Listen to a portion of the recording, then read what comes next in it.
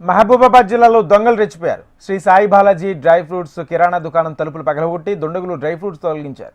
అయితే షాపులో ఉన్న సీసీటీవీ హార్డ్ డిస్క్లను పూర్తిగా ధ్వంసం చేశారు.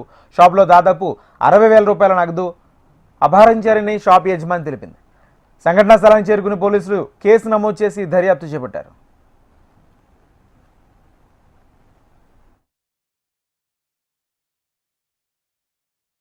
నిన్న నైట్ 12కి దొంగలు పడ్డారు. వెనక నుంచి ఇచ్చారండి. ఆ వెనకలో డోర్ మొత్తం చాలా బందోబస్తుగా పెట్టించాము. ఇది సెకండ్ టైం రావడము. వెనకాల డోరు గడ్డపారతో పలగొట్టుకొని లోన ఉన్న డ్రై ఫ్రూట్స్, మసాలా ఐటమ్స్, చాలా కాస్ట్లీ ఐటమ్స్ అన్నీ బస్తాలతో పాటు అన్నీ తీసుకొని వెళ్ళారండి. లోపల ఒక 4 hours ఉన్నారు. దరిదాపు సీసీ కెమెరాలు ఒక 5 ఉన్నాయండి. ఈ 5 కెమెరాలకి ఉంటుందండి, డివిఆర్ ఉంటుంది. ఆ డివిఆర్ కూడా తీసుకెళ్లారు.